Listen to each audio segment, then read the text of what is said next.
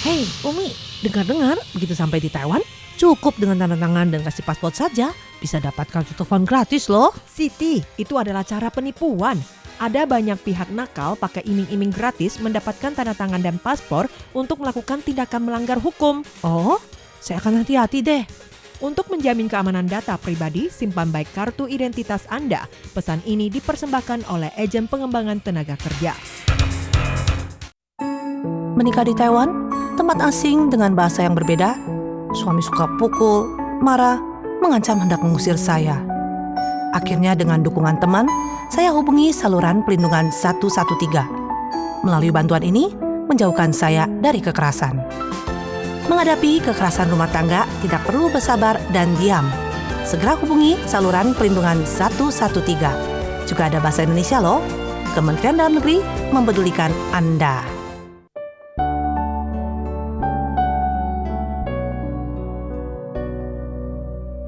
Halo, di sini saya Titi Puspa. Ya, terimalah salam cinta dan doa saya. Dan jangan lupa dengarkan selalu Radio Taiwan Internasional. Oke, bye-bye. I love you. God bless you.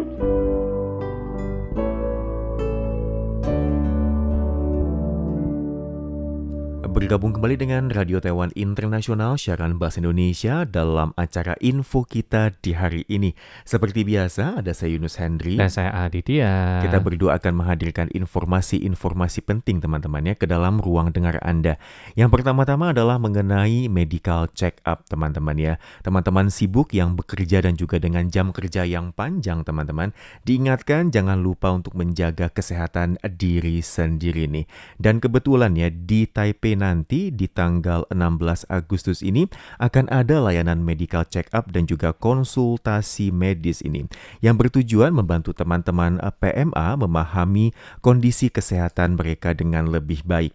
Tanggal 16 Agustus yaitu hari Minggu teman-teman ya. Lokasinya itu ada di Hall Stasiun Utama Taipei maupun TMS. Ini jamnya jam 12.30 siang sampai jam 15 teman-teman ya. Tersedia berbagai layanan kesehatan serta juga ada bantuan bahasa dan juga teman-teman ya supaya lebih mudah dan nyaman ini menjalani medical check up. Apalagi kesehatan merupakan fondasi penting untuk bekerja dan menjalani kehidupan sehari-hari teman-teman.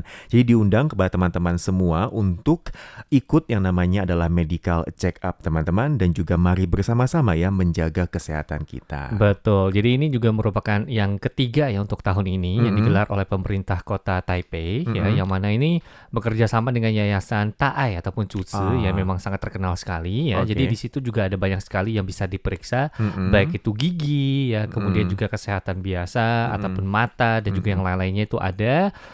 Yang mana juga gratis ya. Jadi ini memang sangat menarik sekali Kak Yunus. Jadi jika memang ada waktunya, pas nih hari Minggu tanggal 16 Agustus lagi di TMS ya, ingat tanggal 16 pukul 12.30 sampai jam 3 itu datang ya untuk periksa kesehatan Anda. Oke deh. Dan setelah ini kita pun bakal berbagi informasi ya terkait yang namanya rekening palsu ya. Apalagi kan baru-baru ini juga lumayan banyak nih ya. Kayak ada beberapa kasus yang muncul korban penipuan misalkan seperti itu ya. Apalagi yang kata-kata orang, kamu udah mau pulang ya udah jual saja nih aja ya. buku tabungan kamu ataupun kartu ATM kamu, lumayan nih ketika pulang dapat juga uang. Nah ini yang harus kita perhatikan ya. Dan maka dari itu kita bakal berbagi informasi yang sangat penting terkait rekening palsu itu yang harus diperhatikan oleh kita semua. Jadi pertanyaannya, apakah itu rekening palsu? Nah jadi rekening palsu itu adalah rekening bank yang dibuka atas nama teman-teman semua ya, tetapi teman-teman itu tidak menggunakannya, kemudian memberikannya ataupun menjualnya nih kepada orang lain untuk digunakan ataupun dikendalikan, dan tentu saja kartu ATM, kemudian juga kode PIN Anda itu juga diserahkan kepada orang lain. Nah, biasanya nih orang yang menggunakan rekening Anda itu adalah sindikat kriminal, yang mana mereka itu bakal menggunakan rekening teman-teman semua untuk mentransfer uang masuk dan juga keluar demi menghindari penyelidikan pihak bank dan juga polisi. Nah ya ujung-ujungnya karena nama teman-teman semua nih ya itu masih milik Anda gitu kan ya, sehingga polisi ujung-ujungnya bakal cari siapa? Ya cari kita gitu loh. Betul teman-teman. Jadi ya apakah sebenarnya kita menganggap menjual rekening itu hanyalah masalah sepele? Kan aku udah pulang ke Indonesia, nggak ada resiko ya. Siapa yang bilang teman-teman ya, waspada waspadalah jangan sampai ini Anda malah menjadi kaki tangan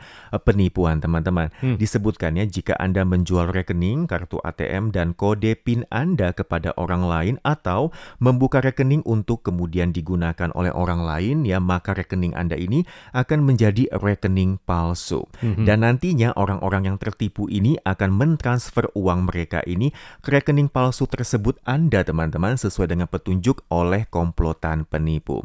Dan juga sang komplotan penipu ini kemudian akan menggunakan kartu ATM dan juga kode PIN yang telah Anda berikan untuk menarik semua orang tersebut. Dengan kata lain, teman-teman, ya, Anda sendiri sudah telah membantu komplotan penipu tadi untuk menipu orang dan Anda tentunya otomatis juga telah melakukan kejahatan penipuan. Betul, jadi kita itu harus tahu nih ya teman-teman ya, akibat-akibat serius apa aja nih dari yang namanya penjualan rekening ini. Jadi yang pertama, kita itu secara tidak langsung menjadi kaki tangan penipuan dan juga bakal menghadapi tanggung jawab pidana ya teman-teman ya. Yang mana kita itu dapat ditangkap, kemudian juga bakal dipenjara, mungkin 1 tahun sampai 10 tahun penjara, dan kita pun tidak bakal dapat kembali ke kampung halaman kita selama periode ini. Kemudian ujung-ujungnya juga bakal dideportasi setelah selesai menjalani hukuman yang ada di Taiwan.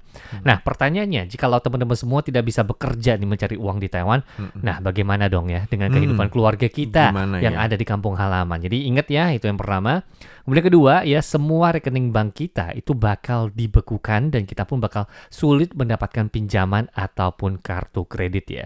Dan meskipun ya biar kita itu dapat menarik uang, juga bakal ada tuh yang namanya batasan jumlah yang dapat kita tarik setiap kali per hari jikalau kita itu sudah fix menjadi kaki tangan penipuan dan juga sudah ditangkap oleh polisi ya. Kemudian ketiga, yaitu adalah Anda bakal dikenakan sanksi pidana dan juga memiliki catatan kriminal sehingga bakal sangat sulit sekali bagi Anda ataupun kita semua untuk datang ke Taiwan lagi. Kemudian terakhir ya, jangan pikir nih teman-teman semua ataupun Anda semua bakal baik-baik saja setelah meninggalkan Taiwan ya. Karena Anda ya ataupun kita semua itu bakal menjadi buronan pemerintah Taiwan. Betul teman-teman, jadi jangan anggap sepele teman-temannya, jangan anggap ketika Anda sudah keluar dari Taiwan begitu ya, Anda bisa terlepas dari jeratan hukum tadi. Takutnya kalau Anda amit-amit ya suatu hari nanti Anda mau ke Taiwan lagi ya, Anda ingin cari uang lagi, maka itu ketika Anda tiba di Taiwan ada kemungkinan Anda akan langsung diborgol oleh polisi, teman-teman. Yang berikutnya akan saya bagikan yaitu mengenai kasus nyata menjual rekening tentunya bisa mencelakakan diri sendiri, teman-teman. Yang pertama teman-teman ya, seorang PMA atau mahasiswa asing di Taiwan ini menjualkan akun ke sindikat kriminal untuk mendapatkan uang. Dan dia pun ditangkap polisi, kemudian dijatuhi hukuman 2 tahun penjara dan tidak bisa bekerja atau kembali ke negara asalnya. Yang kedua adalah seorang PMA ini menjual rekeningnya sebelum kembali ke negara asalnya dan dia kira tidak akan bermasalah. Kemudian ketika dia kembali ke Taiwan, dia bahkan ditangkap di bandara karena telah menjadi buronan. Betul. Jadi setelah ini kita pun bakal berbagi nih ya cara-caranya untuk terhindar menjadi korban penipuan Amit-amit, ataupun ya. mungkin korban kaki tangan penipuan ya teman-teman ya. Jadi yang pertama yaitu adalah jangan meminjamkan ataupun menjual rekening Anda, kartu ATM Anda gitu ya, serta kode PIN Anda kepada orang lain, dan juga jangan membuka akun untuk orang lain atas nama Anda. Karena mereka yang ingin menggunakan rekening dan juga kartu ATM Anda itu layak dicurigai ya teman-teman ya. Kemudian kedua, jikalau seseorang ya tidak peduli deh kenal atau enggaknya gitu ya, meminta Anda untuk membuka rekening ataupun mentransfer uang, berapapun imbalan yang bakal dia berikan untuk Anda, langsung tolak ya teman-teman ya.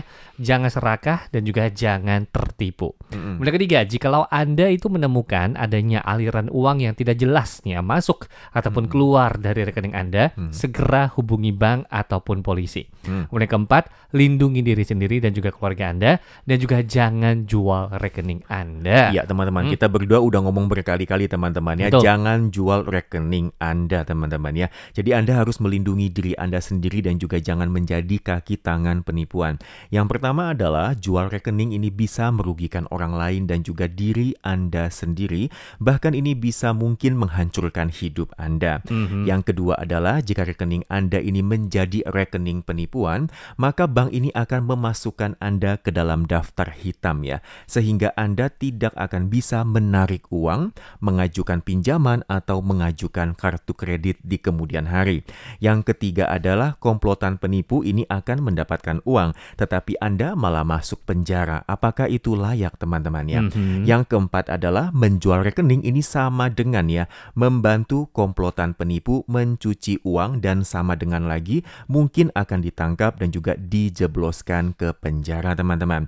Yang kelima adalah ya mungkin Anda hanya mendapatkan beberapa ribu dolar Taiwan aja, tapi para komplotan penipu ini mendapatkan jutaan dolar Taiwan dan Anda yang siap. Betul. Mungkin teman-teman ada yang penasaran ya, sebenarnya itu apa sih ya kalimat ataupun yang namanya kaki tangan penipu itu? Apakah kita tiba-tiba menjadi kakinya gitu ya, atau tangannya? Bukan ya teman-teman. Ya. Jadi apa itu kaki tangan penipu? Nah, yang pertama, jikalau teman-teman itu membantu komplotan penipu menggunakan kartu ATM dan juga kode PIN orang lain itu untuk menarik uang atau membantu mereka itu dalam mengumpulkan uang dari orang lain dan kemudian menyerahkannya kepada orang gitu ya. Maka teman-teman semua ataupun kita semua itu telah menjadi kaki tangan penipu. Nah, itu yang pertama. Yang kedua, ya jikalau Anda itu membantu komplotan penipu mengumpulkan uang yang mereka tipu, meskipun semua orang yang semua uang itu telah diserahkan ya kepada komplotan penipu tersebut, kita itu tetap dianggap telah melakukan penipuan dan juga pencucian uang, dan polisi juga bakal tetap mencari kita. Kemudian ketiga, kaki tangan penipu itu mudah ditangkap polisi ya, sehingga komplotan penipu itu bakal meminta kita semua ataupun Anda untuk membantu mereka dalam mengumpulkan uang, dan alhasil komplotan penipu yang mendapatkan uang dan kitalah yang ditangkap oleh polisi, dan kita pun harus mengembalikan uang tersebut kepada orang yang ditipu. Bayangin teman-teman, Anda jadi buronan ya, ditangkap, masuk penjara, bahkan harus mengembalikan uang yang telah ditipu tadi teman-teman ya. Jadi teman-teman, jangan Anda pikir itu menjadi kaki tangan itu tidak beresiko teman-teman ya. Soalnya apa? Ketika Anda membantu penipu mengambil uang, maka ini termasuk tindakan kejahatan. Jadi berhati-hatilah ya, mungkin Anda akan kehilangan segalanya teman-teman. Yang pertama ini menjadi kaki tangan penipu bukanlah hal yang sepele teman-teman. Itu adalah tindak pidana serius yang dapat mengakibatkan hukuman penjara ini 1 hingga 7 tahun dan Anda harus melakukan ganti rugi yang besar. Yang kedua, jika korban penipuan menuntut Anda ya, maka pengadilan ini bahkan dapat menyita harta Anda sebagai ganti rugi kepada para korban. Yang ketiga adalah bahkan jika Anda amit-amit telah menggunakan uang itu untuk membeli rumah, mobil ya, atau menjualnya kembali kepada orang lain, pemerintah masih dapat mengejarnya kembali. Jadi Anda nggak bisa kabur dari tanggung jawab. Betul, dan setelah ini Kaditya juga bakal berbagi nih ya beberapa kasus nyata yang mana kita lah ya, jikalau deh ya menjadi kaki tangan penipu, kita pun bakal kehilangan segalanya. Jadi kasus yang pertama, adanya seorang mahasiswa asing nih yang membantu komplotan penipu menarik uang dari ATM, kemudian tertangkap nih oleh Pak D gitu ya, ataupun polisi. Jadi dia ini ya, ataupun pelajar asing ini itu tidak hanya dikeluarkan dari sekolahnya dan juga diadili, tetapi juga harus mengembalikan uang kepada korban. Nah, itu kasus yang pertama. Kemudian kasus yang kedua yaitu adalah pekerja migran itu mendengar bisa mendapatkan uang dengan cepat nih. Wah, kemudian membantu komplotan penipu menagih uang kepada orang lain. Ya, orang lain ini yang di sini adalah tanda kutip orang yang memberikan uang tersebut sebenarnya adalah korban penipuan. Kemudian mereka itu tertangkap nih oleh polisi. Alhasil ya, mereka itu tidak hanya dipenjara, juga tidak dapat kembali ke negara asal, bahkan tidak dapat lanjut kerja, sehingga membuat kehidupan seluruh keluarga yang ada di kampung halaman menjadi sulit ya. Karena tujuan kita datang ke Taiwan apa? Untuk mencari nafkah untuk keluarga gitu kan ya. Nah, kalau nafkahnya nggak ada, nah keluarga kita gimana? Betul. Kemudian ada nih kasus yang ketiga ya. Adanya turis asing yang melihat iklan lowongan pekerjaan di luar negeri ya, yang mana berisikan pekerjaan jangka pendek di Taiwan. Kemudian gajinya bakal sangat tinggi. Kemudian isi pekerjaannya gampang, mungkin tinggal duduk makan aja ambil gitu. duit doang Kemudian gratis tiket pesawat ke Taiwan kayak gitu ya. Nah, kayak begini kan lumayan banyak nih ya. Iklannya di sosmed atau begitu kan. Nah, ini harus hati-hati nih ya. Akan tetapi ya, mereka ini nggak tahu nih, jikalau mereka itu telah berhadapan dengan komplotan penipu. Yang mana handphone ataupun paspor itu bakal disita, sehingga mereka itu tidak dapat menghubungi keluarga dan juga teman-temannya. Dan pekerja mereka otomatis ya membantu komplotan penipu dalam mengumpulkan uang. Dan setelah mereka ini mengumpulkan uang sampai jumlah tertentu, nah baru bakal mengembalikan paspor, kemudian juga mengizinkan mereka semua untuk pulang ke negara asal. Namun, jikalau mereka tertangkap polisi, maka tidak dapat kembali ke negara asal, bahkan tidak mendapat sepeser pun dan juga bakal menghadapi proses hukum serta masalah ganti rugi. Iya teman-temannya, Aduh. seperti kata Kak Adit barusan ya, jangan tertipu dengan adanya iklan-iklan, pesan-pesan di media sosial yang bilang kerjaan gampang begitu ya, Aduh. gaji tinggi itu Aduh. nggak ada teman-temannya, nggak ada yang namanya itu mianfei te ucan ya, Betul. nggak ada yang namanya itu makan siang gratis teman-temannya, semuanya itu harus kita bayarkan. Yang berikutnya kita akan membahas mengenai peraturan-peraturan penting lainnya ketika Anda ini berada di Taiwan teman-teman. Yang pertama adalah untuk menjamin kesehatan masyarakat dan juga melindungi produk pertanian dan juga peternakan lokal. Maka semenjak tanggal 1 Oktober 2008 bagi para pendatang yang membawa produk pertanian dan juga peternakan beserta produk lainnya, maka harus melapor ke kantor Bea Cukai atau mengajukan permohonan pemeriksaan kepada counter Biro Inspeksi dan Karantina Kesehatan Hewan dan Tumbuhan. Bagi pelanggar akan didenda ini sebanyak $3.000 Taiwan ke atas, dan juga untuk pelanggar kasus tertentu yang berat tentunya akan berurusan dengan hukum di Taiwan. Tanaman dan juga barang-barang lain yang dikirimkan melalui pos ini juga harus memenuhi peraturan karantina baru bisa diambil setelah melewati persyaratan karantina teman-teman ya. Anda bisa menghubungi di nomor 02-2343-1401 untuk informasi mengenai persyaratan karantina. Betul. Kemudian peraturan lainnya nih ya teman-teman ya, ingat ya, Departemen Kesehatan dan juga Kesejahteraan Kantor Biro Kesehatan Nasional dari tanggal 1 November 2009 itu memberlakukan peraturan baru terkait Undang-Undang Larangan Bahaya Merokok ya, yang di dalamnya nih termasuk larangan merokok untuk lokasi kerja dan juga tempat-tempat umum yang terdapat 3 orang ataupun lebih. Kemudian perokok yang melanggar peraturan itu dapat dikenakan denda yakni sebesar $2.000 Taiwan sampai $10.000 Taiwan. Jadi pintu masuk di lokasi larangan merokok itu harus ditempel ya, yang namanya tanda peringatan larangan merokok yang jelas. Kemudian lokasi yang tidak ditempel tanda larangan merokok itu dapat dikenakan denda yakni sebesar $10.000 Taiwan sampai $50.000 Taiwan.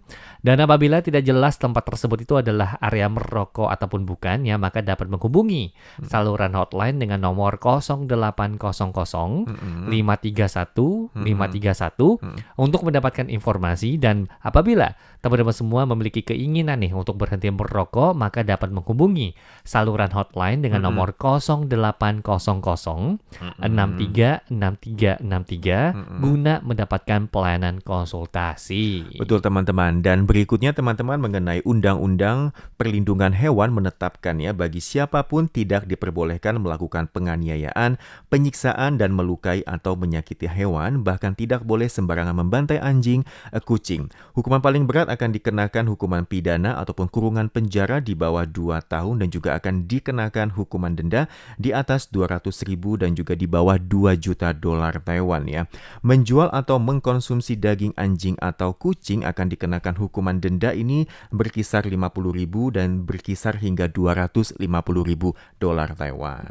Dan selanjutnya nih ya teman-teman ya, informasi yang tidak kalah pentingnya, ingat nih, mabuk saat mengendarai mobil ataupun sepeda motor, sepeda listrik ataupun bahkan sepeda itu dilarang ya di Taiwan ini ya. Nah, jikalau konsentrasi alkohol Anda itu melebihi standar, otomatis bakal dikenakan denda yakni di atas 15.000 yang bakal bertambah jikalau terulang. Nah, bagi Anda yang mungkin saja menolak gitu ya ataupun lari dari pemeriksaan, ini juga dendanya lebih dari itu ya teman-teman ya. Maka itu kalau bisa jangan ya teman-teman ya. Dan jikalau terjadi kecelakaan, otomatis kita pun bakal terjerat hukuman denda dan juga perdata. Maka maka dari itu mohon untuk memperhatikan hal ini. Betul teman-temannya, bahkan untuk naik sepeda aja juga tidak dianjurkan ya, juga nggak boleh teman-teman setelah Anda meneguk minuman beralkohol. Takutnya Anda ini lagi berkendara, Anda merasa Anda masih stabil, padahal Anda udah nggak stabil ya, malah Anda bisa mencelakakan orang lain. Oke teman-teman, untuk acara info kita akan kita akhiri dulu sampai di sini. Saya Yunus Hendri. Saya Aditya. Kita akan bertemu kembali di pekan mendatang. Sampai jumpa.